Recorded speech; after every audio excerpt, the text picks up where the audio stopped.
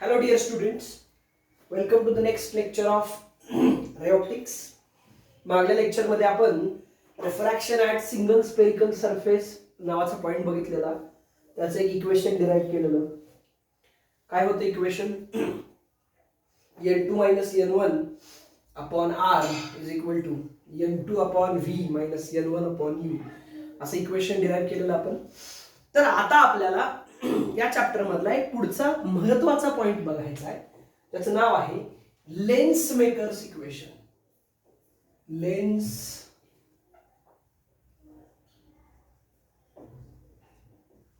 Makers equation.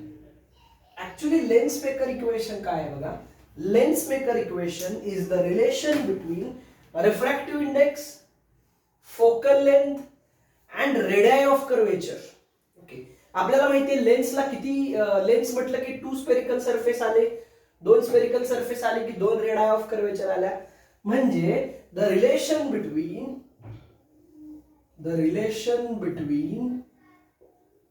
Refractive index of material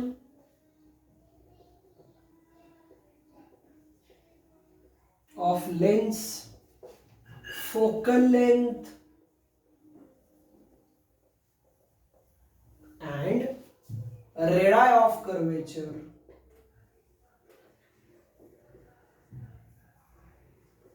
R1 and R2 is called lens makers equation. समजलं का what is lens makers equation? Lens makers equation काय आहे? Basically it is the relation between refractive index of material of lens, focal length of lens आणि radii of curvature यांच्यातलं जे काही relation आहे त्या रिलेशनला काय म्हणायचं? Lens makers equation. म्हणजे ऍक्च्युली ते इक्वेशन असं आहे 1/f is equal to n - 1 into 1 upon R1 minus 1 upon R2. Yes, that is the relation. हे इक्वेशन आहे, याला लेन्स मेकर्स इक्वेशन म्हणतात, जे की आपल्याला डिराइव्ह करायचं आहे. ओके, मग बघूया कसं डिराइव्ह करायचं. हे लिहून घ्या व्हिडिओ पॉज करून. ओके, मग काय करूया, एक लेन्स कन्सिडर करूया. Thin lens. Consider a thin lens. Consider a lens of radii of curvatures R1 and R2 having refractive index n placed in say air. Therefore n is equal to किती? 1. ठीक आहे, आपण त्याला air मध्ये place करणार आहे. Okay, त्याचा refractive index किती असणार? 1. ओके, ठीक आहे. मग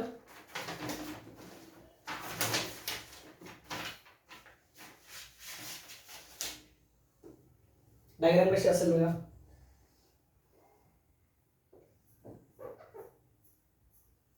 ओके, हा पोल असेल.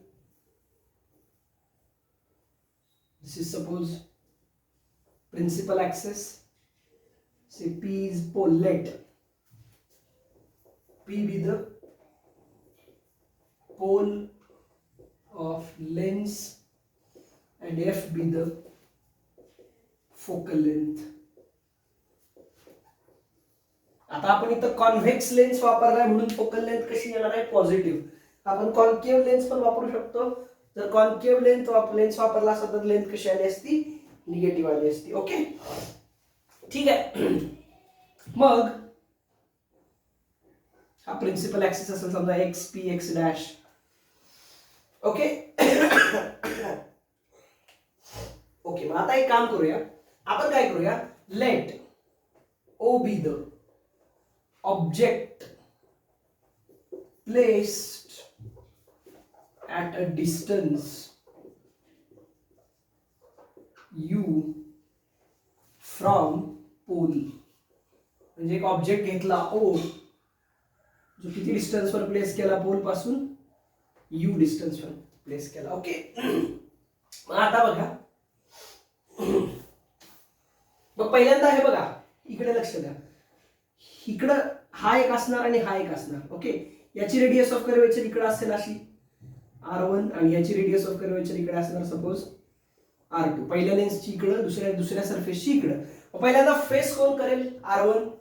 बघा, the axial ray AP goes undeviated. जो ऍक्सियल रे आहे OP गोज अनडेव्हिएटेड. ऍक्सियल रे असा सरळ अनडेव्हिएटेडली पुढे निघून जातो. ओके. मग नाव the first spherical surface,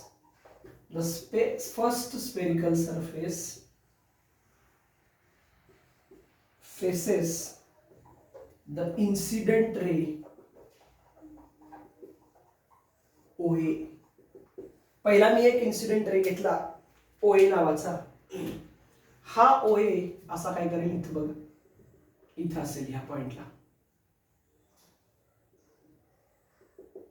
OA. Okay. इथं मग आता बघा, मग काय असेल बघा, इथं नॉर्मल काढू काय? नॉर्मल अशी सेंटर मधनं पास होणार. ओके. बघा, first incident ray, first spherical surface faces incident ray कुठला?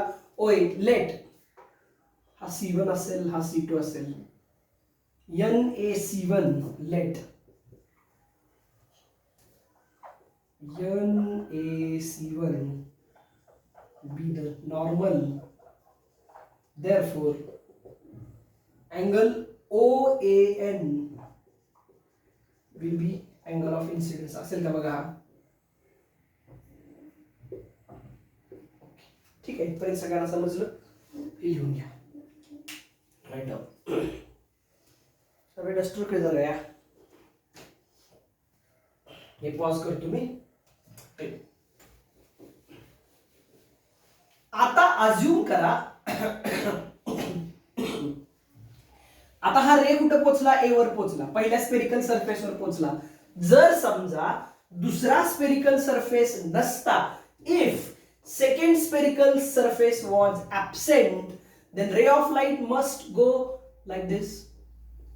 हा ray of light इथं आला असता आणि इथे इमेज तयार झाली असती, से I dash.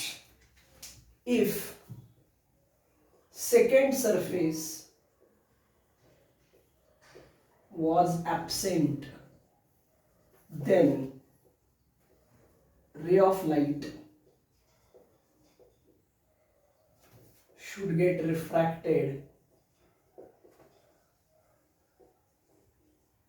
and reached at point I dash, where we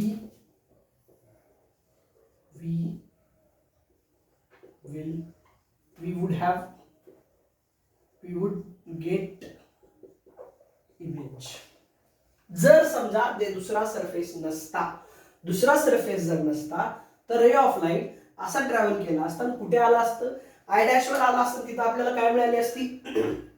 second image मिळाली असती, बरोबर का? मग हे डिस्टन्स V1 असलं असतं का? हे डिस्टन्स V1 असलं असतं का? हो, असलं असतं. मग आता रिफ्रॅक्शन ड्यू टू सिंगल सरफेसचा फॉर्म्युला जर आपण इथं वापरला तर काय होईल बरं? देअरफॉर वी हॅव, काय फॉर्म्युला होता आपल्याकडे? N2 minus N1 upon R is equal to N2 upon V minus N1 upon U. होता की नाही formula? Here put N2 is equal to N. N म्हणजे कुणाचा? लेन्सचा. N1 म्हणजे ज्या लेन्स ज्या मीडियम मधून रे यायला लागलाय. रे कुठल्या मीडियम मधून यायला लागलाय? ह्या एअर मधून. आणि एअरचा रिफ्रॅक्टिव्ह इंडेक्स किती असणार आहे? 1. R is equal to, पहिला सरफेस आहे ना, so R is equal to R1, V is equal to V1 आणि U is equal to U. U ला काही चेंज करायची गरज नाही, U1 घेतच नाही ना आपण. So put all the values, therefore we get equation N minus 1 upon R1 is equal to N upon V minus 1/u. आलं का? ह्याला लावायचं इक्वेशन नंबर फर्स्ट. हे कधी? जर समजा दुसरा सरफेस नसता तर, बरोबर? जर दुसरा सरफेस नसता तर. प्रॅक्टिकली असं नाहीये ना, दुसरा सरफेस आहे. मग काय होतं ते सांगतो. अगोदर हे लिहून घ्या. राईट डाऊन दिस फर्स्ट. आपण इक्वेशन काढलेलं आता. काय होतं इक्वेशन? काय होतं सांगा बरं, आठवते का? n1 minus 1/r1 is equal to n/v1 minus 1/u. हे इक्वेशन काढलेलं refraction due to single curved surface.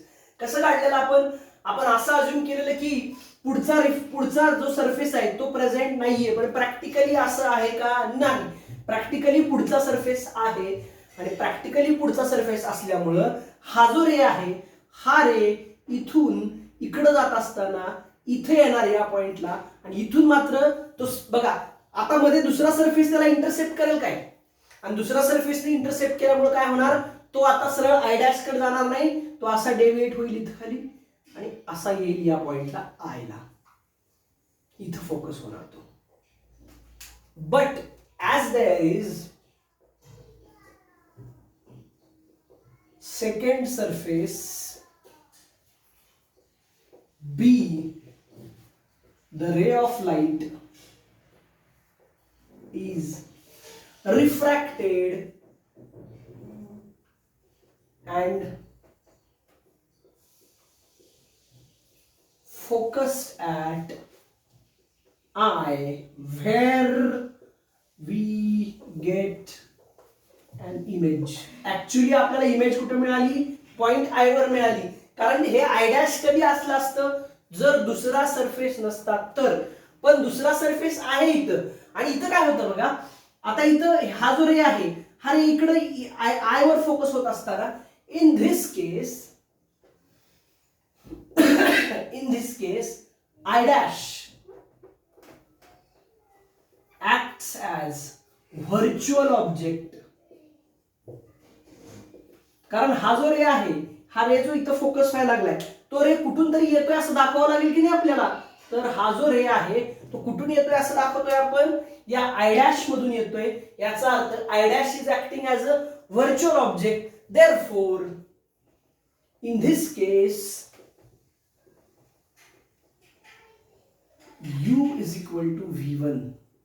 कारण व्हर्च्युअल ऑब्जेक्ट आय डॅश आहे म्हटल्यानंतर ऑब्जेक्ट डिस्टन्स म्हणजे व्हर्च्युअल ऑब्जेक्टचं डिस्टन्स येणार कुठलं? v1. So in this case u is equal to v1. दुसरी गोष्ट बघा, रे कुठल्या मीडियम मधून यायला लागलाय? सेकंड मीडियम मधून. ह्या मीडियम मधून यायला लागलाय. लेन्सच्या इन्सिडेंट रे बघा, इथे आहे का इन्सिडेंट रे?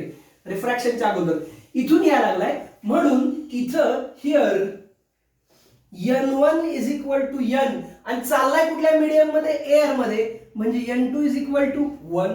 बरोबर. आणि दुसरी गोष्ट बघा, आता इथे इंटरसेप्ट कुठला सरफेस करतोय? दुसरा सरफेस करतोय, म्हणजे r इज इक्वल टू काय येणार? r2 येईल का? आणि बघा ऑब्जेक्ट फोकस कुठे झाला? आय वर. ऑब्जेक्ट आय वर फोकस झाला म्हणजे हे ऑब्जेक्ट डिस्टन्स आलं v. So v is equal to काय घेणार मी? v घेणार ना. Therefore we have n2 minus n1 upon r is equal to n2 upon v minus n1 upon u. हे refraction due to single curved surface. पहिल्यांदा पहिल्या surface मुळे काढलं, आता दुसऱ्या सरफेसचा विचार करतोय आपण. पहिल्या मगाशी इक्वेशन काढलेलं कुणासाठी काढलं? ह्या सरफेस साठी. आता पुढच्या सरफेस साठी काढा. अज्युम करा हा सरफेसच नाही इकडे, हे नाहीच आहे असं अज्युम करा. मग ऑब्जेक्ट कुठला असणार? हाच ऑब्जेक्ट घ्यावा लागेल आपल्याला. आणि हा ऍक्च्युअल ऑब्जेक्ट आहे का? नाही, हा व्हर्च्युअल ऑब्जेक्ट आहे. इकडचा आपण पिक्चर धरायचंच नाही, इकडचाच फक्त विचार करायचा. मग इकडचा विचार करत असाल तर हा जो रे आहे तो आला कुठून? ह्या सरफेसवर आला कुठून? इथं. तो हा असा आला असं आपण अज्युम केलेलं आहे. सो हे इक्वेशन आहे आपल्याकडे मगाचं. या इक्वेशन मध्ये ह्या व्हॅल्यू पुट करा. काय काय पुट करायचं? बरं, दुसरी महत्वाची गोष्ट काय काय सांगितलं मी? n1 is equal to n का घेतलं बघा. n1 आणि n2 ह्या इक्वेशन मध्ये, पहिले ह्या इक्वेशन फोकस करा. ह्या इक्वेशन मध्ये n2 म्हणजे काय? Refractive index of medium in which ri of that medium in which ray going. N1 Ri of that medium in which ray is coming. आलं लक्षामध्ये. ओके, आता मला सांगा N2 इतर रे कुठल्या मीडियम मध्ये चाललाय बघा, एअर मध्ये चाललाय, त्यामुळे N2 इज इक्वल टू किती घेणार, 1 घेणार. रे येतोय कुठून, लेन्स मधून येतो का, इन्सिडेंट रे बघा, म्हणून लेन्सचा रिफ्रॅक्टिव्ह इंडेक्स असणार N1. सो N1 येणार कुठून, लेन्स मधून, म्हणून N1 is equal to N. चाललाय कुठं, एअर मध्ये, म्हणून N2 is equal to 1. Image कुठं तयार झाली, इथं, त्याचं डिस्टन्स V. सरफेस कुठला कन्सिडर करतोय आपण, दुसरा, त्याचा radius of curvature R. Okay, आता हे इक्वेशन आहे, इक्वेशन मध्ये वरच्या व्हॅल्यू पुट करूया. काय इक्वेशन आहे बघा, 1 मायनस n अपॉन R2, बरोबर का, 1 मायनस n अपॉन R2, बघा 1 minus n upon R2 is equal to N2 किती आहे, 1 upon V minus 1 upon V1. येईल का बघा, असं येईल. ह्याला नाव द्यायचं इक्वेशन नंबर 2. लिहून घ्या.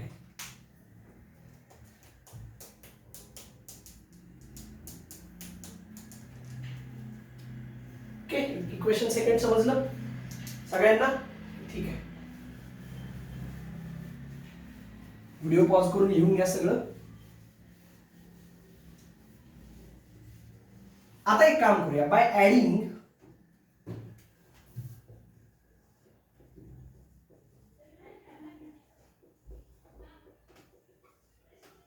इक्वेशन 1 and 2, इक्वेशन 1 and 2 चे ऍडिशन करूया.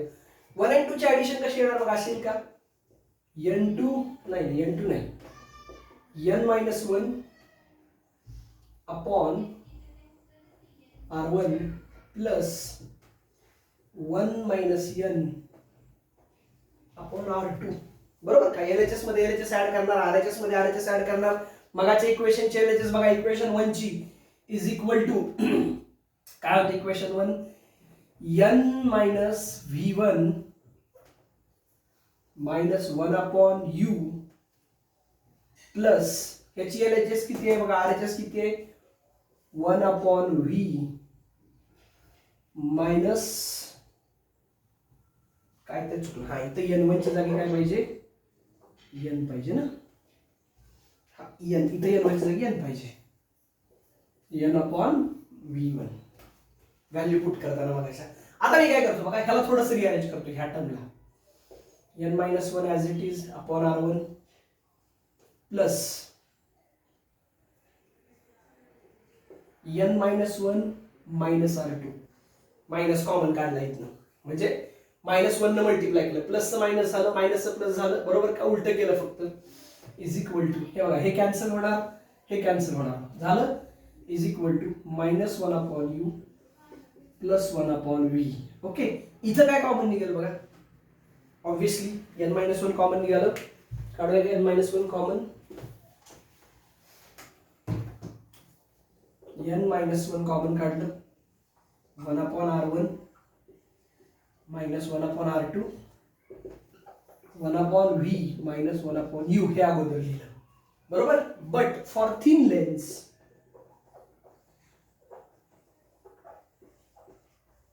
आठवत असेल तुम्हाला तर 1 upon F is equal to 1 upon V minus 1 upon U. मी सुरुवातीला फॉर्म्युला सांगितलेला, सो तो फॉर्म्युला जर इथं पुट केला तर कसं येईल बघा, N minus 1 1 upon R1 1 upon R2 is equal to 1 upon F. बघा हे पुन्हा कोणामधलं रिलेशन आहे, N म्हणजे रिफ्रॅक्टिव्ह इंडेक्स, R1 म्हणजे पहिल्या सरफेसचा रेडियस ऑफ कर्वेचर, R2 म्हणजे दुसऱ्या सरफेसचे रेडियस ऑफ कर्वेचर, आणि F म्हणजे फोकल लेंथ.